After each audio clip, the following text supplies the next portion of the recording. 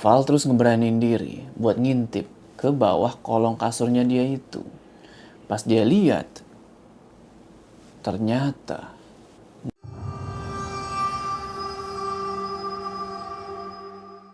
tes. Assalamualaikum teman-teman, balik lagi sama gue Joe. Apa kabar kalian semua? Semoga kalian semua yang menonton video ini diberikan kesehatan, dilancarkan rezekinya, dan selalu dimudahkan urusannya, dan selalu diberikan perlindungan dari wabah yang sedang melanda dunia saat ini. Dan bagi yang muslim, semoga puasa kalian kuat ya sampai Idul Fitri. Salah satu keenakan rambut botak adalah gue gak perlu nyisir. Kembali lagi di House Horror, dimana di segmen ini gue akan menceritakan kisah-kisah horor kalian yang mungkin aja terjadi sama gue. Gue dapet kesempatan buat nyeritain pengalamannya Val, dimana dia ini mengaku kalau dia pernah disukai oleh satu sosok hitam berbulu. Penasaran kan gimana ceritanya? Tonton video ini terus. Sebelum kita masuk ke cerita, jangan lupa kalian like video ini, dan bagi yang belum subscribe, ayo subscribe sekarang ke channel ini supaya kalian gak ketinggalan cerita-cerita horor selanjutnya. Udah, gak usah lama-lama lagi. Udah siap ya? Mode horor aktif.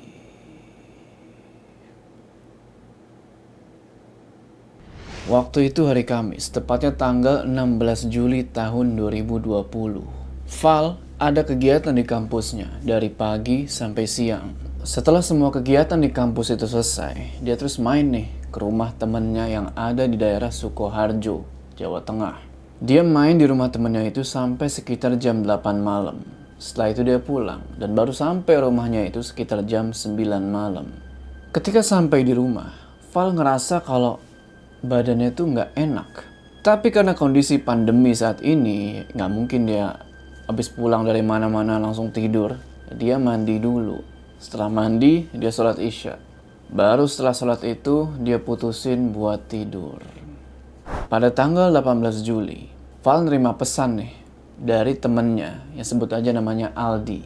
Nah, Aldi ini beda kabupaten sama Val. Tapi hari itu, Aldi ngajak Val ketemu di Sukoharjo, tempat Val tinggal, karena ada urusan. Karena Val ngerasa badannya udah enakan, dia pun ngeiyain ajakan temennya itu. Sambil nunggu Aldi, Val sempat ngebantuin nih usaha orang tuanya yang emang orang tuanya ini punya konveksi di rumah. Jam 3 sore, Val masuk ke kamarnya buat istirahat sebentar sambil nunggu kabar dari Aldi. Dia main HP kan tuh sambil pasang earphone.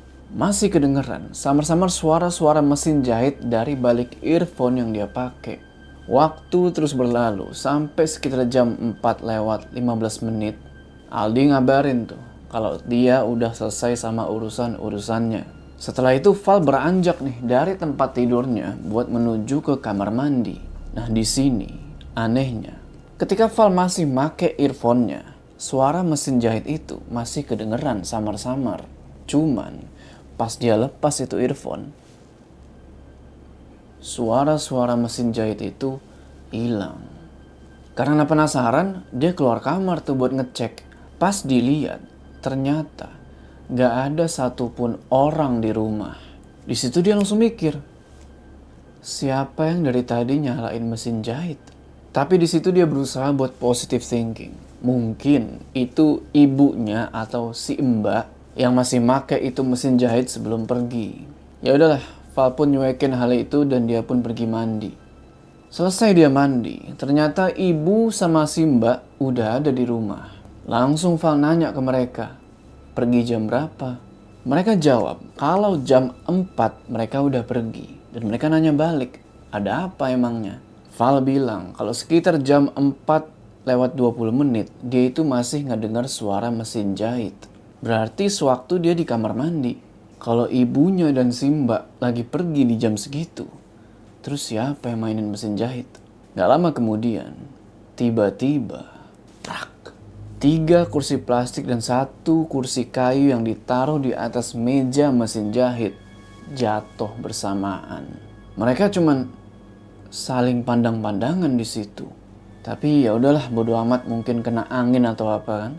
Val terus masuk ke kamar dan siap-siap buat pergi.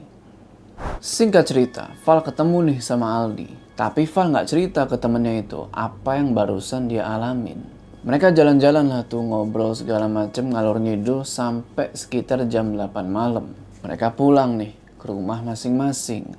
Nah, sewaktu di perjalanan pulang, kan Val bawa motor nih.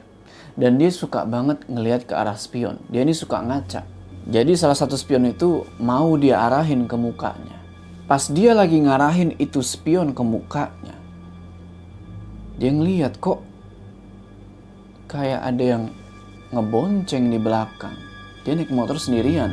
Di spion itu dia ngeliat ada sosok wanita berambut panjang, baju merah, lagi duduk di jok belakang. Sempet takut dia di situ, dan karena dia nggak mau celaka, spion itu dia alihin ke arah lain. Jalan terus dia tuh kan sambil ngebonceng sosok itu.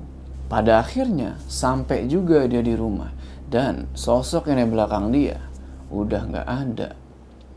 Ketika sampai di rumah itu, Val langsung bersih-bersih dan istirahat.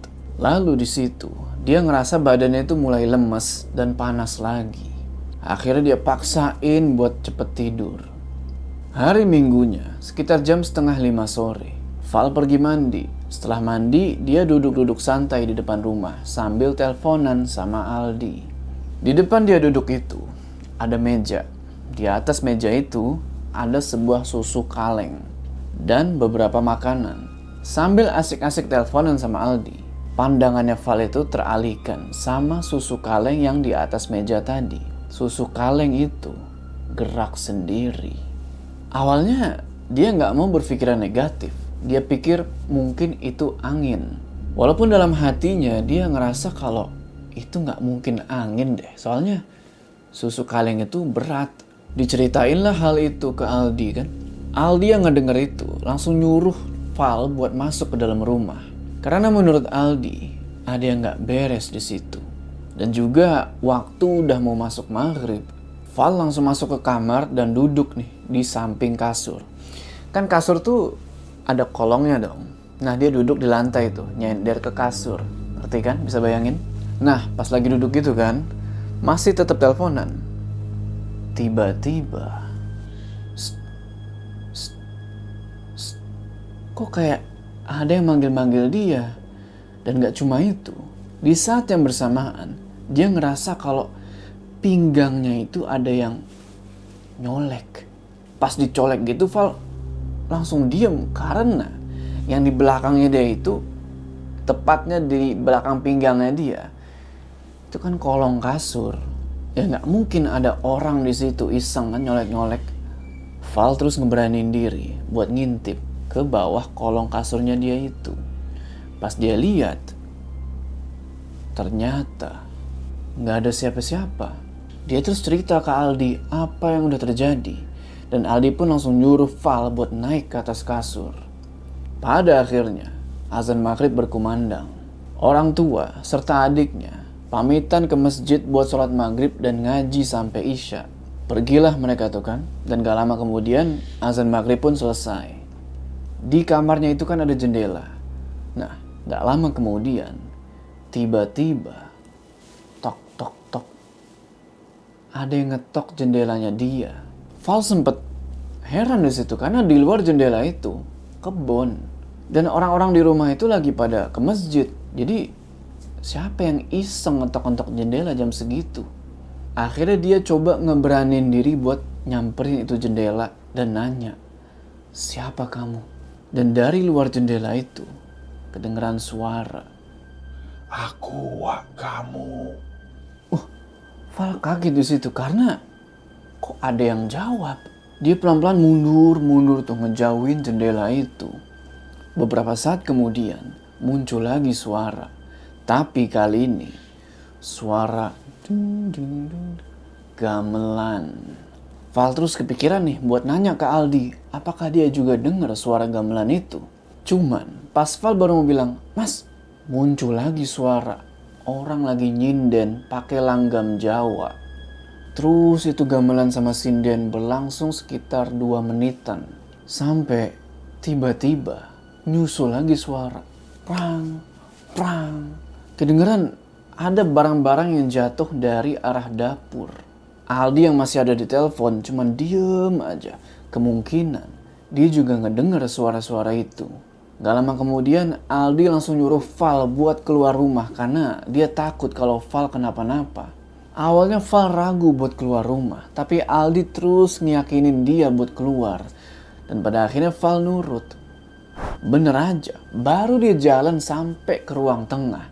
Di situ dia udah ngeliat ada sekelebat bayangan hitam lewat di depan mukanya. Langsung buru-buru dia keluar rumah dan kunci pintu. Setelah ngunci pintu itu, tek, badannya itu kaku, nggak bisa digerakin. Ada kali sekitar 3 menit. Aldi terus-terusan manggil tuh dari telepon, tapi Val nggak bisa ngapa-ngapain. Setelah itu, ketika badannya udah agak bisa digerakin, nggak tahu kenapa ya, Val ini ngerasa pengen banget nengok ke arah utara rumahnya. Yang dimana di utara rumahnya itu adalah kuburan. Yang gokilnya lagi nih, dia samperin itu kuburan. Dan baru jalan sekitar ada kali beberapa langkah itu, di situ dia ngeliat. Dari setiap kuburan itu, ada sosok yang berbeda di setiap makamnya. Ngerti kan? Jadi di atas setiap makam itu ada sosok. Dan jumlahnya itu ada sekitar 40-an. Jadi di kurang lebih 40 makam itu ada sosoknya.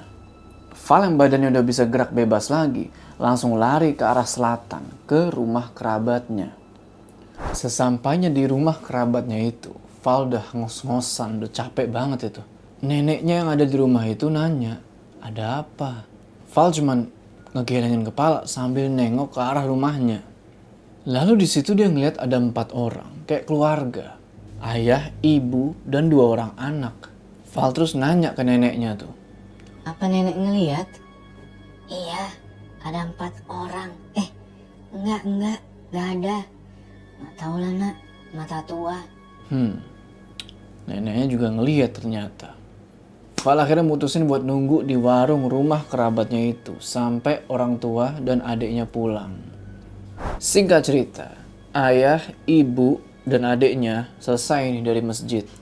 Dan mereka berempat pun balik ke rumah. Pas sampai di depan rumahnya lagi, ya nggak ada siapa-siapa. Karena emang nggak ada orang lagi pada keluar. Cuman, yang menariknya di sini adalah ketika Nai buka pintu depan itu, dia ngeliat di dalam rumahnya ada adiknya. Adiknya ini lagi jalan, mau ke kamarnya. Terus refleks, Val ikutin itu adiknya. Dan ketika sampai di kamar adiknya, nggak ada siapa-siapa. Ya karena jelas, adiknya kan masih di luar rumah. Dan yang megang kunci rumah itu cuman Val. Ingat kan yang tadi ngunci siapa? Jadi nggak mungkin adiknya bisa masuk. Oh iya, sampai saat itu ya, dia masih teleponan sama Aldi. Setelah itu, adiknya Val yang asli minta buat diambilin makanan dari dapur. Pergilah Val ke dapur kan tuh, sekalian ngecek barang-barang yang jatuh tadi. Ketika Val sampai di dapur, keadaan dapur itu rapi. Gak ada satupun barang yang jatuh. Terus bunyi dari arah dapur itu bunyi apa? Setelah ngambil makanan di dapur buat adiknya, dia balik ke kamar dan mengakhiri percakapan sama Aldi. Sehabis itu, dia nelpon temen yang lain nih, sebut aja namanya Ian. Nah Ian ini pas banget, dia ngerti tentang hal-hal yang gak masuk akal kayak gini. Diceritain lah tuh semuanya ke Ian kan. Terus Ian bilang kalau dia bakal ngebantuin, tapi ngebantuinnya ini gak tahu ya dengan cara apa. Setelah itu Val istirahat dan malam itu gak terjadi apa-apa lagi. Untungnya. Hari Senin tanggal 20 Juli. Udah gak ada kejadian-kejadian aneh lagi nih. Val mikir Ian udah berhasil nih ngebantuin dia. Entahlah dengan cara apa kan. Besok harinya lagi, yaitu hari Selasa, Val kebetulan lagi ada acara nih di luar rumah sampai jam 5 sore. Selesai acara itu dan udah sampai lagi di rumah, dia langsung pergi mandi. Selesai dia mandi, dia ngecek HP. Dan ternyata ada pesan dari Ian. Yang isinya itu adalah, Ian nanya, kamu dari mana? Lebih tepatnya gini, Ian tuh nanya, kamu dari mana sih? Kok bisa digangguin kayak gitu? Nah di situ Val langsung berusaha nginget kemana aja dia udah pergi selama beberapa minggu terakhir ini. Dan akhirnya dia inget. Sekitar 2 minggu yang lalu, tepatnya hari Kamis, Val ketemu sama Aldi di Sukoharjo Kota jam 2 siang. Setelah sholat asar, mereka berdua mutusin mau ke pantai. Yang anehnya di sini adalah mereka berdua mutusin buat muter balik karena mereka ini ngerasa ganjil. Karena kok nggak sampai-sampai ke pantai. Akhirnya mereka putar arah ke Jogja dari arah Gunung Kidul. Secara waktu juga udah terlalu sore kalau terusin ke pantai. Ketika mereka sampai di tengah hutan bundar Gunung Kidul, kedengeran suara azan maghrib. Setelah ngelewatin gerbang Tahura, Taman Hutan Raya, tiba-tiba Val ngelihat sosok. Sosok hitam besar berbulu. Tapi ini nggak biasa gedenya. Sosok itu gede banget sampai-sampai kakinya itu ngebentuk kayak gerbang. Ngerti kan? Mata sosok itu merah menyala dan taringnya itu menjulang ke atas. Seketika Val nutup mata karena takut. Pas mereka berdua ngelewatin makhluk itu, Val yang lagi merem ngerasain nih bulu-bulu sosok itu nyentuh bagian sebelah kiri dia. Cuman nggak tahu nih di sini apakah Aldi ngelihat hal yang sama. Mereka jalan terus sampai akhirnya ketemu sama pom bensin dan mereka berhenti sebentar buat sholat maghrib. Di depan musola pom bensin itu ada 3 orang bapak-bapak lagi duduk ngerokok santai, ngobrol-ngobrol lah. Bapak-bapak itu perawakannya gagah. Terus bawa pistol di celananya. Kelihatannya sih kayak polisi. Val terus duduk di samping bapak-bapak tersebut dan bilang, "Permisi pak." Dan bapak-bapak itu jawab, "Iya mbak, silahkan." Nah, ketika Val bungkuk, pengen lepas sepatu ceritanya begini kan. Bapak-bapak yang tadi, yang 3 orang tadi, langsung buru-buru matiin rokok dan pergi. Val sempat heran kan di situ, apa nih bapak-bapak keganggu apa gimana? Tapi ya udahlah, dia nggak peduli hal itu, dia terus wudhu dan sholat. Selesai sholat, dia taruh lagi tuh mukena musola yang baru dia pakai di tempat mukena di bawah jendela musola. Nah, jendela musola ini keluar ngadep hutan. Pas naruh mukena itu, pandangan dia terus ngarah keluar jendela, ngarah hutan itu. Dan lu tahu apa yang dia lihat di situ? Val ngelihat ada sosok wanita berbaju putih, rambutnya panjang dan nutupin mukanya. Val sontak ngalihin pandangannya dan langsung pergi pakai sepatu. Setelah dari pom bensin itu, mereka berdua lanjut jalan lagi nih, menuju ke sebuah tempat makan yang cukup terkenal lah di daerah Gunung Kidul. Semua normal, nggak ada gangguan apa-apa. Setelah makan mereka juga sempet nih main-main ke Malioboro. Singkat cerita, setelah puas main-main, mereka berdua pun pulang dan sampai lagi di Sukoharjo Kota itu sekitar jam setengah 12 malam. Besok harinya, Aldi nanya ke Val, "Ada apa semalam?" Hah? Gak ada apa-apa? "Kenapa jam 2 pagi ngetok pintu, lalu masuk ke kamar, terus duduk sambil ngomong mau dipangku? Pas aku tolak, kamu marah-marah. Itu udah malam, gak sopan tau gak?" Oh iya, si Aldi ini ada kosan di daerah Sukoharjo. Val bingung di situ. Karena semalam dia tidur perasaan gak kemana-mana. Dan gak mungkin jam 2 malam dia jauh-jauh datang ke kosannya Aldi cuman buat minta dipangku kayak gitu. Terus Val mikir, siapa yang udah nyerupain dia? Akhirnya buat nenangin Aldi, Val minta maaf walaupun itu bukan dia yang datang. Lewat telepon dia ceritain semua kejadian itu ke Ian. Dan setelah dia cerita, Ian langsung matiin teleponnya, nggak pakai ngomong apa-apaan. Sore harinya, Val pengen pergi ke kebun di samping rumahnya tuh. Pengen lihat-lihat aja. Oh iya, jadi kalau mau ke kebun di samping rumahnya itu, Val itu harus sedikit muter ngelewatin kebun pisang. Dan di situ ada kamar mandi tua milik neneknya dulu. Sesampainya di kebun, dia nyium aroma bunga yang sangat nyengat. Kayak bunga-bunga yang buat orang meninggal gitu.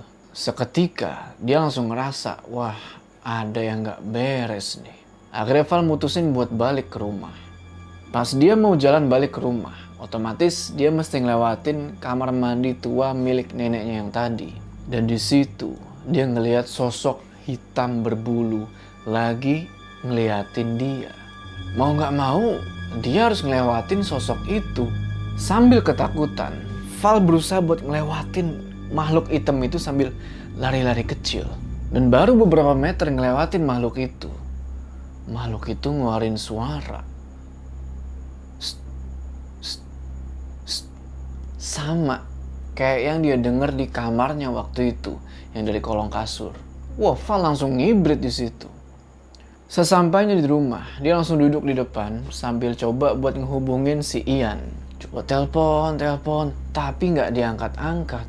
Val terus mutusin buat pergi ke kamarnya, dan di situ dia nyium bau kayak ubi atau singkong kebakar. Dan nggak tahu itu bau dari mana. Karena udah kesel, Val nggak medulin hal itu. Gak lama kemudian, Val pun dipanggil sama ayahnya. Disuruh buat ngajarin adeknya.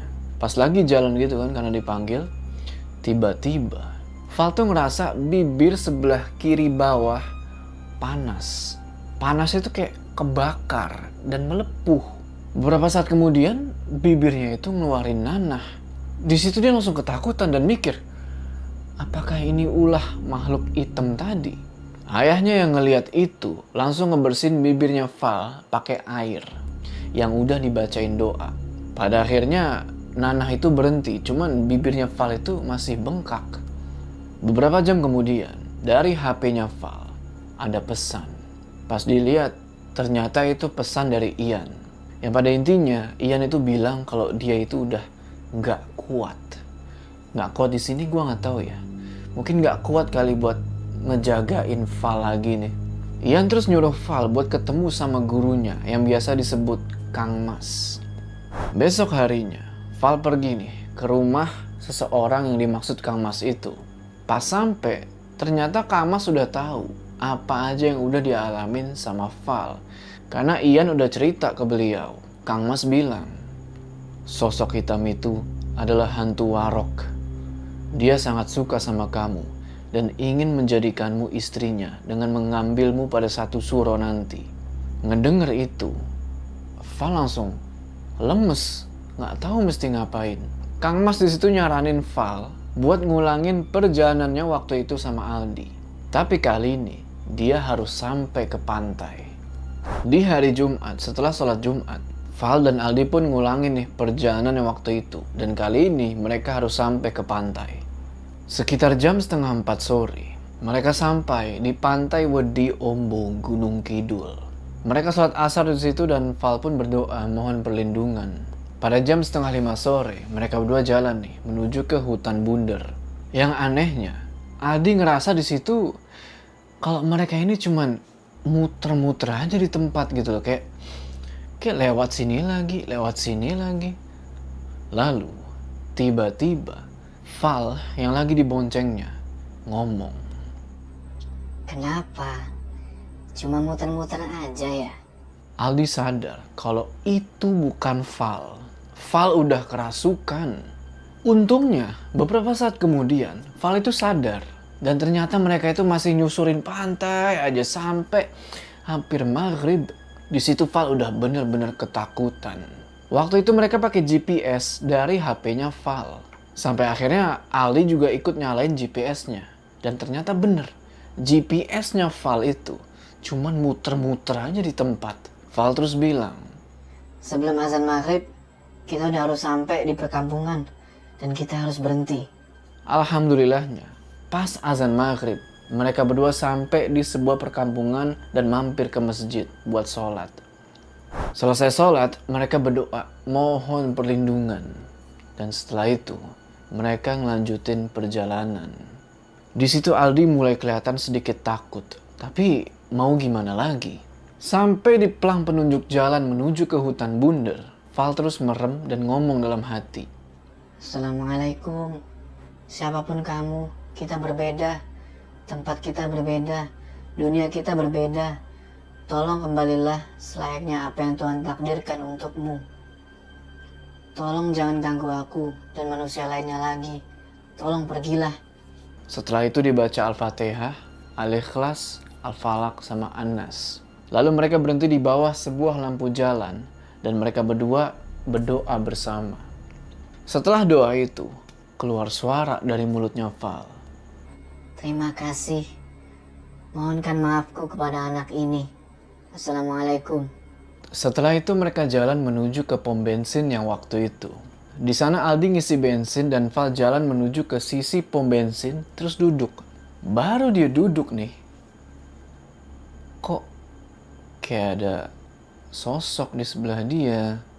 Pas dilihat, ternyata bener. Ada sosok wanita pakai baju putih, kayak yang waktu itu. Tapi di situ nggak tahu kenapa Val ini nggak takut. Val terus nanya, Kamu siapa? Kamu sosok yang waktu itu aku lihat? Iya. Kamu tahu siapa sosok hitam itu? Dia raja di sini. Penguasa hutan ini. Dia suka denganmu. Dan banyak di antara kami yang juga suka denganmu. Tinggallah di sini dengan kami semua. ngedenger sosok ini ngomong, dia tuh kayak dar disamber petir, tau nggak? Val terus bilang, Nggak bisa. Kita sudah berbeda. Pulanglah. Tenang di sana. Aku akan mendoakanmu dan semua teman-temanmu. setelah Val ngomong kayak gitu, tiba-tiba sosok wanita baju putih yang lagi duduk di sampingnya kayak gini kan tadi, nengok ke arah dia. Mukanya itu pucet, bibirnya itu berkerut. Sosok itu terus bilang, Terima kasih. terus sosok itu hilang gitu aja.